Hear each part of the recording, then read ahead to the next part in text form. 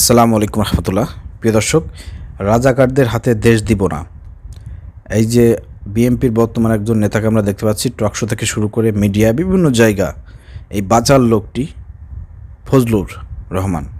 তো এই ফজলুর সে মূলত আগে বিএনপি করতো না, তার অনেকগুলো আপনার আছে, দল চেঞ্জ করার নীতি আছে, সেটা আমরা একটু ফাঁস করবো, আপনাদেরকে জানাবো যে আসলে সে কীভাবে দল চেঞ্জ করেছে।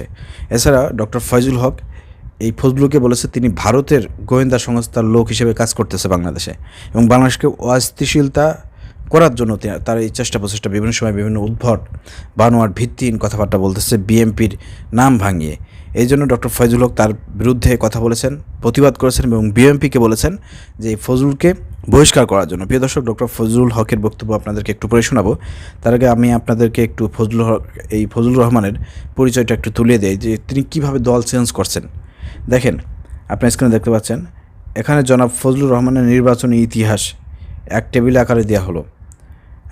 1986 সালে সে আওয়ামী লীগ করত, ওই নির্বাচনে সে জয়ী হয়েছিল।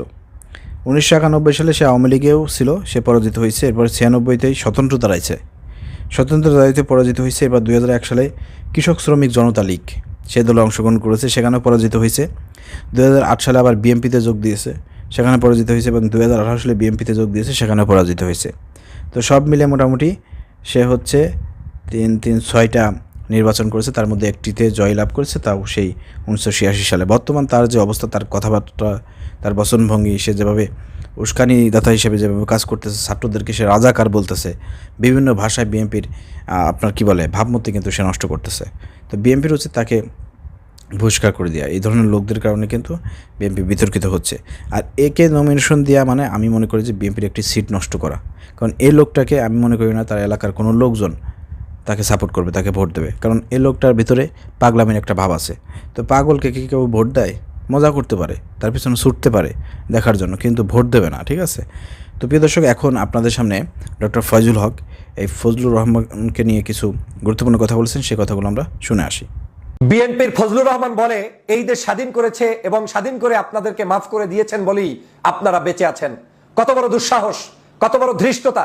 যেই বক্তব্য শেখ হাসিনা দিয়েছে, যেই বক্তব্য কাউয়া কাদের দিয়েছে, সেই একই বক্তব্য বিএনপির চেয়ারপারসনের উপদেষ্টা ফজলুর রহমান দিয়ে বলছে দেশটা স্বাধীন করে আপনাদেরকে মাফ করে দিয়েছে। কাদেরকে? তৌহিদি জনতাকে। কাদেরকে? জামাত শিবিরকে। কাদেরকে? তাবলিগকে। কাদেরকে? ইসলাম প্রিয় নাগরিকদেরকে। এই ধরনের বক্তব্য দিয়ে বাংলাদেশ থেকে পালিয়ে গিয়েছে শেখ হাসিনা, আর বিএনপির কাউয়া কাদের এখন নতুনে রূপান্তরিত হচ্ছে আজকের এই ফজলুর রহমান সাহেব। এই ফজলুর রহমান সাহেব এখন ভয় পায় বাংলাদেশের জাতীয়তাবাদী ইসলামী মূল্যবোধের শক্তিকে। ফজলুর রহমান সাহেব এখন ভয় পায় ইসলামী মূল্যবোধের শক্তিকে, এবং এই ফজলুর রহমান সাহেব এখন পার্শ্ববর্তী দেশ ভারতের কথা মতো বাংলাদেশকে আজকের তলানিতে নেওয়ার জন্য, আওয়ামী লীগকে পুনর্বাসন করার জন্যই বিএনপির ছাতা ব্যবহার করে আজকের বিএনপিকে তলানিতে নিয়ে যাচ্ছে, ডুবিয়ে দিচ্ছে। যেটা বিএনপির কারো যদি এখন হুঁশ না আসে, তাহলে এই বিএনপির আগামী দিনের রাজনীতি প্রশ্নবিদ্ধ হবে। আজকের এই ফজলুর রহমান সাহেব বারবার বাংলাদেশের স্বাধীনতার পক্ষের বিপক্ষের শক্তি আবার দাঁড় করানো শুরু করেছে। নিশ্চয়ই জনতা আপনাদের মনে আছে সেই 5ই আগস্টের কথা। শেখ হাসিনা যখন পালিয়ে গিয়েছে, পালানোর আগে একটা শব্দ চয়ন করেছিল, রাজাকার বলে গালি দিয়েছিল। সেই রাজাকারের বাচ্চা গালি দেওয়ার কারণে শেখ হাসিনাকে বাংলার জনতা কিন্তু তাড়িয়ে দিয়েছে। আজও সেই শেখ হাসিনার মতো করে ফজলুর রহমান তার সন্তানের ভূমিকা পালন করছে, তার ভাইয়ের ভূমিকা পালন করছে, তার পরিবারের ভূমিকা পালন করছে। এখন তিনি আবার বাংলাদেশের মানুষদেরকে বিভাজন তৈরি করছে। উনি নাকি দেশটা স্বাধীন করে দিয়েছে। কে বলেছে আপনি স্বাধীন করে দিয়েছেন? কে বলেছে আমার দেশকে আপনি মুক্ত করে দিয়েছেন? কে বলেছে আপনাকে বাংলাদেশের মানুষকে আমরা আপনার কারণে বেঁচে আছি? এত বড় দৃষ্টতা আপনি কোত্থেকে দেখান? বাংলার জনগণ বাংলার জনগণের আধিপত্য নিয়ে বেঁচে আছে। তারা পাকিস্তানের কাছ থেকে মুক্ত হয়ে এদেশে কোনো আধিপত্যবাদকে প্রশ্রয় দিবে না, তারপরে নিজ দায়িত্বে বেঁচে আছে। যার কর্ম তার, সেভাবেই তারা বেঁচে আছে। আমার রাজনীতি আমার, আপনার রাজনীতি আমার। আপনার কত বড় দৃষ্টতা! আপনি বাংলাদেশের মানুষকে এখন আবার স্বাধীনতার সেই সকল চেতনা বিক্রি করে তারপরে দেশকে বৈষম্য তৈরি করতে চান। ফজলুর রহমান সাহেব, আপনার এই সকল চটকদারি, শয়তানি, এই সকল মানুষকে বিভাজন করার অপরাজনীতি, সেটাই দেশের জনগণ কোনোদিন গ্রহণ করবে না। সে কারণেই আপনি বলছেন যে আপনাকে কেন এখন মানুষ জুতা নিক্ষেপ করে, বোঝেন না? সে কারণেই আপনি বলছেন আপনাকে কেন থুতু নিক্ষেপ করে, আপনি বোঝেন না? আপনাকে থুতু নিক্ষেপ করে আপনার গলার কারণে, আপনার চাপার কারণে, আপনার গালের কারণে, আপনার ঠোঁটের কারণে, আপনার অভদ্রতার কারণে, আপনার ইতিহাস বিক্রি করার কারণে। বাংলাদেশের কোন জায়গায় আপনার মতো ফজলুর রহমান বিএনপি নয়, জামাত নয়, চরমনাই নয়, স্বয়ং একেবারে আল্লাহর ওলি হয়ে তাহাজ্জুদ পড়ে আসলেও আপনাকে জনগণ গ্রহণ করবে না, কারণ জনগণের ভালোবাসা পাওয়ার মতো যোগ্যতা আপনার নেই। আপনি ডাইরেক্ট ভারতের দালাল, পার্শ্ববর্তী দেশ থেকে এসে বাংলাদেশকে বিভাজন করে এই দেশটাকে ধ্বংস করার জন্য নেমেছেন।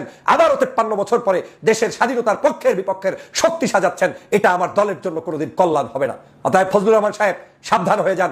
আপনার এই সকল বক্তব্য পরিহার না করলে জনতার কাতারে কোনোদিন দাঁড়াতে পারবেন না। আপনিও ডুববেন, আর আপনি যেই দলের পরিচয় দেন সেই দলটাকে ডুবানোর জন্য আপনি পরিকল্পিতভাবেই রাস্তায় নেমেছেন। প্রিয় দর্শক, ডক্টর ফয়জুল হকের কথার সঙ্গে যদি আপনি একমত হয়ে থাকেন একটু কমেন্ট করে জানাবেন। ভিডিওটি ভালো লাগলে শেয়ার করে সবাইকে দেখার সুযোগ করে দেবেন। আসসালামু আলাইকুম রহমতুল্লাহ।